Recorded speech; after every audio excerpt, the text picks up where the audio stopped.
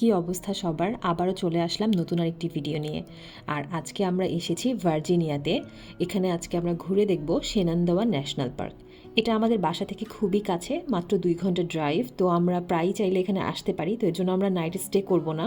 But এই পার্কটা কিন্তু বেশ বড়, আর একদিনে এটা কখনোই ঘুরে দেখা সম্ভব না। আমরা কিছু ভিউ পয়েন্ট আজকে দেখব।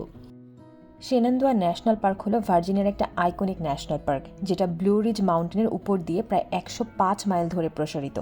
আমরা এখনও পার্কের ভিতরে এন্ট্রি করিনি, বাট পার্কে যাওয়ার আগেই আপনি দেখতে পাচ্ছেন কত সুন্দর মাউন্টেনের রেঞ্জ দেখা যাচ্ছে। পুরো রাস্তাটা জুড়ে এরকম মাউন্টেন দেখা যাচ্ছিল। বাট এই পার্কের হিস্ট্রিটা খানিকটা ইন্টারেস্টিং। আসলে বলতে গেলে অনেক স্যাড একটা হিস্টোরি। আসলে 1900 সালের দিকে যখন ইউএসএ ইয়েলোস্টোন, ইয়োসোমাইটের মতো ন্যাশনাল পার্কগুলো বেশ জনপ্রিয়তা পাচ্ছিল, ঠিক তখনই ইস্ট কোস্টেও একটা বড় পার্ক তৈরি করার চিন্তা করে। কারণ ইস্টের মানুষদের ওয়েস্টের মতো এত বড় বড় ল্যান্ডস্কেপে ইজিলি ঘুরে দেখা সম্ভব হতো না। তো তখন ভার্জিনিয়া প্রস্তাব দেয় যে তারা ব্লু রিজ মাউন্টেনের দিকে একটা ন্যাশনাল পার্ক তৈরি করতে পারে। কিন্তু এই ন্যাশনাল পার্কটা তৈরি করার জন্য সরকারকে তখন অনেক অনেক জমি কিনতে হয়েছে। আর এই কারণে এই মাউন্টেন এরিয়াগুলোতে যে পরিবারগুলো জেনারেশন ধরে পাহাড়ে থাকতো তাদের সবাইকে রিলোকেশন করা হয়েছিল। এতে অনেক অনেক মাউন্টেন কমিউনিটি তাদের অ্যানচেস্টারদের ল্যান্ড ছেড়ে অন্য জায়গায় মুভ করেছে। তো এই জিনিসটা অনেকটা স্যাড, কাইন্ড অফ তাদেরকে ফোর্স করে এই জায়গা থেকে সরানো হয়েছে। যারা এখানে থেকে বড় হয়েছে, যুগের পর যুগ এখানে থেকেছে, পুরো কমিউনিটিটাকে এখান থেকে সরিয়ে সম্পূর্ণ অন্য জায়গায় রিলোকেট করা হয়েছে। আমরা কোনো জায়গায় গেলে আসলে সাধারণত এইসব দিকগুলোতে অতটা ফোকাস করা হয় না। আমরা সাধারণত সৌন্দর্য দেখে এতটা মুগ্ধ হয়ে যাই যে আর অন্য কিছু চিন্তা করি না। কিন্তু মাঝে মাঝে এই সব সৌন্দর্যের পিছনে আসলে অনেক মানুষদের অনেক স্যাক্রিফাইস থাকে, যেটা আমরা আসলে চোখেও দেখি না। তো আমরা এখন অলমোস্ট ন্যাশনাল পার্কের কাছে চলে এসেছি। আর এটার আমার জানার মতো একটাই এন্ট্রেন্স। সাধারণত এই মেন এন্ট্রেন্স দিয়ে সবাই এন্ট্রি করে, তারপরে ফুল স্কাইলাইনটা স্টার্ট হয়ে যায়। আরেকটি বিষয়, এই ন্যাশনাল পার্কটা কিন্তু ফ্রি না। এখানে ঢুকতে হলে আপনাকে এন্ট্রি ফি দিতে হবে। তো প্রাইভেট ভেহিকেলের জন্য এটা ছিল $30। আর এই টিকিটটার আরেকটা মেন বিষয় হচ্ছে, এটা কিন্তু আপনারা 1 উইক পর্যন্ত সাথে রাখতে পারেন। এটার ভ্যালিডিটি পুরো 7 দিন থাকে। তো আপনি এই টিকিটটা রেখে দিলে 7 দিন এখানে যাওয়া আসা করতে পারবেন। সো মেইন গেট দিয়ে এন্ট্রি করার পরে এরকম স্কাইলাইন ড্রাইভটা শুরু হয়ে যায়। শেনানদোয়া ন্যাশনাল পার্ক সবচেয়ে বিখ্যাত এর স্কাইলাইন ড্রাইভের জন্যই। এটা 105 মাইল লং একটা সিনিক রোড, ব্লু রিজ মাউন্টেনের রিজ ধরে চলে। এখানে টোটাল 99টা মতো ওভারলুক আছে, আর প্রত্যেকটা থেকে খুবই সুন্দর মাউন্টেনের সিনারি, সানরাইজ, সানসেট ভিউ, ফল ফলিয়েজ এবং আনম্যাচ বিউটি দেখা যায়। তো এই মুহূর্তে আমরা দাঁড়িয়ে আছি একদম শুরুর যে ওভারলুকটা ছিল সেটা। এটা হলো ভিজিটর সেন্টারের কাছে। ওই মুহূর্তে বৃষ্টি হচ্ছিল, আর আমরা শুরুতেই আসলে প্রথম এই ওপেন স্পেসটা পেয়েছি। তো আমরা মুগ্ধ হয়ে গাড়ি থেকে নেমে গিয়েছিলাম। বাট এখান থেকে সবগুলো ভিউই কাইন্ড অফ সিমিলার, বাট আপনি যত কাছে যাবেন তত বড় বড় মাউন্টেন দেখতে পাবেন। তো এটা যেহেতু শুরুর দিকে ছিল, তো মাউন্টেনগুলো অতটা ক্লিয়ার ছিল না, বাট ভিউটা কিন্তু অনেক সুন্দর ছিল। তো আমরা কিছুটা ভিজিটর সেন্টারও এক্সপ্লোর করেছি, আর তারপরে আমরা চলে যাচ্ছিলাম আরও সামনের দিকে। এখানে অনেকগুলো ট্রেলের অপশন রয়েছে। তো সবচেয়ে ফেমাস যে ট্রেলটা সেটা হচ্ছে ওল্ড র্যাক মাউন্টেন ট্রেল। এটা শেনানদোয়ার সবচেয়ে পরিচিত এবং অ্যাডভেঞ্চারাস ট্রেল। এটা হলো 9.2 মাইল মতো একটা লুপ।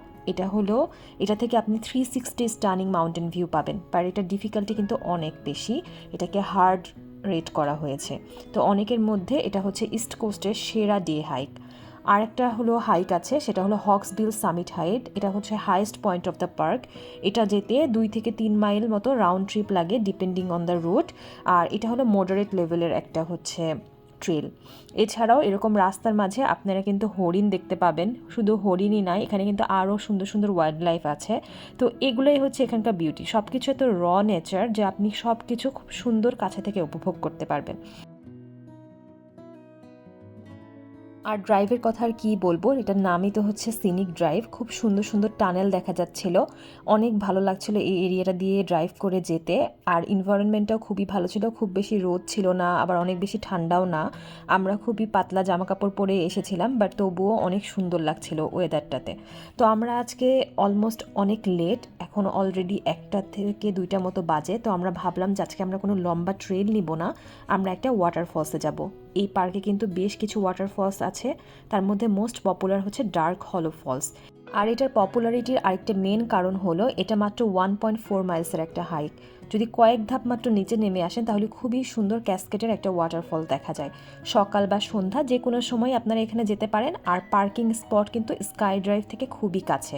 তো এই জন্য আসলে এটা অনেক পপুলার। বাট এছাড়াও যদি একটু লম্বা ধরনের ট্রেল করতে চান সেই ক্ষেত্রে আরও আছে option White Oak Canyon Falls, যার 2টা লেভেল, আপার এবং লোয়ার লেভেল। এছাড়াও Rose River Falls, South River Falls, Cedar Run Falls, অসংখ্য এরকম ছোট ছোট ফলস আছে। তো আপনারা শুরুতেই যখন হচ্ছে ম্যাপটা পাবেন সেটা দেখে ঠিক করে নেবেন যে কী কী করবেন। আর এটা কিন্তু আগে থেকে প্ল্যান করে রাখা ভালো, আমাদের মতো এসে ঠিক করতে গেলে কিন্তু অনেকটা সময় নষ্ট হবে, কারণ এত লম্বা একটা রাস্তা, প্রায় 1 থেকে 105 মাইল আগেই বলেছি। তো আসলে আর প্রত্যেকটা জায়গা এত সুন্দর যে প্রতিটা মুহূর্তেই খালি মনে হয় যে আচ্ছা এই ওভারলুকে একটু নেমে যায়। তো যাই হোক, আমরা এখন হচ্ছে গাড়ি পার্ক শেষ করে চলে যাচ্ছে আমাদের ট্রেল ধরে। তো এই রাস্তা ধরে হেঁটে হেঁটে আমরা এখন চলতে যাব ডার্ক হলো ফলসের কাছে। তো এই মুহূর্তে আমরা দাঁড়িয়ে আছি হচ্ছে ট্রেল হেডের কাছে। এই পাশ দিয়ে ঝিরি বয়ে যাচ্ছে আর তার পাশ দিয়ে এরকম রাস্তা, এই রাস্তা ধরে হেঁটে হেঁটে আপনারা পৌঁছে যাবেন ফলসের কাছে। আর এটা কিন্তু খুব বেশি ডিফিকাল্ট না, বাট হুইল চেয়ার ফ্রেন্ডলিও আমি বলবো না। তো একটু হাঁটতে হলে আগে থেকে প্রিপারেশন নিয়ে আসবেন, বাট এটা কিন্তু সব বয়সের মানুষই করতে পারবে, ডিফিকাল্টি লেভেল ইজি ছিল। তো এই ছিল ফলসের প্রথম স্টেপ। এটা কিন্তু ফলস না, এটা যাওয়ার পথে একটা ঝিরি, আর মেন ফলসটা আরেকটু সামনে গেলে পাওয়া যাবে। তাহলে চলুন চলে যাই ওখানে।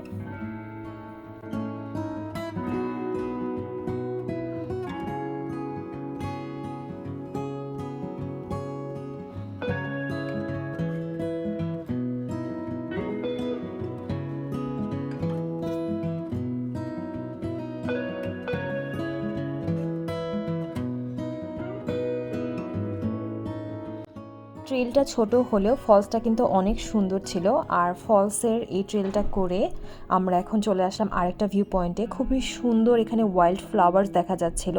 আসলে এই সময়টা এত সুন্দর, খুবই সুন্দর সুন্দর ফ্লাওয়ার্স দেখা যায়, তারপরে ডিয়ার দেখা যায়, সেই সাথে ভিজিটর পয়েন্ট। আমরা আরেকটা স্পটে গিয়েছিলাম, আমার নামটা মনে নেই, এটা ছিল একদম শেষের প্রান্তে। ওখানে বেশ খানিকটা খোলা মাঠ ছিল। এটার আদৌ কোনো নাম আছে কিনা আমার জানা নেই, বাট এটা দূর থেকে দেখতে আমার উইন্ডোজের যে ওয়ালপেপারটা ছিল না আগে, খানিকটা ওটার মতো লাগছিল। তো আমরা এখানে একটু গাড়ি সাইডে পার্ক করেছিলাম আর এই মাঠে আমরা কিছুক্ষণ হাঁটাহাঁটি করলাম। খুবই সুন্দর ছিল এই এরিয়াটা। আর আমরা আসলে পুরো 105 মাইলের যে স্কাইলাইন ড্রাইভটা আছে, আমরা পুরো ড্রাইভটা কমপ্লিট করেছি। একদম পার্কের এক প্রান্ত থেকে এন্ট্রি করে আরেক প্রান্ত দিয়ে আমরা এক্সিট করেছি। তো পুরো ড্রাইভটা আমরা অনেকই বেশি এনজয় করেছি, সেই সাথে ওয়াটারফলস আর এত সুন্দর ন্যাচারাল বিউটি, সব মিলিয়ে খুবই সুন্দর একটা অভিজ্ঞতা ছিল। আর আগেই বলেছিলাম যে সেনান্দোয়া ন্যাশনাল পার্ক আসলে একদিন ঘুরে দেখা সম্ভব না, তো আমরা হয়তো এরপরে আবারও আসবো, অন্য কোনো ট্রেল করব। তো আমাদের দুজনেরই ইচ্ছা যে এরপরে আমরা আসলে যে হায়েস্ট পয়েন্ট আছে হক্সবিল সামিট ট্রেল, ওটা কমপ্লিট করব। তো দেখা যাক কী হয়। সেই পর্যন্ত সবাই অনেক ভালো থাকবেন। আজকের ভিডিওটা এখানেই শেষ করছি। তো আশা করছি এই ভিডিওটা আপনাদের ভালো লেগেছে।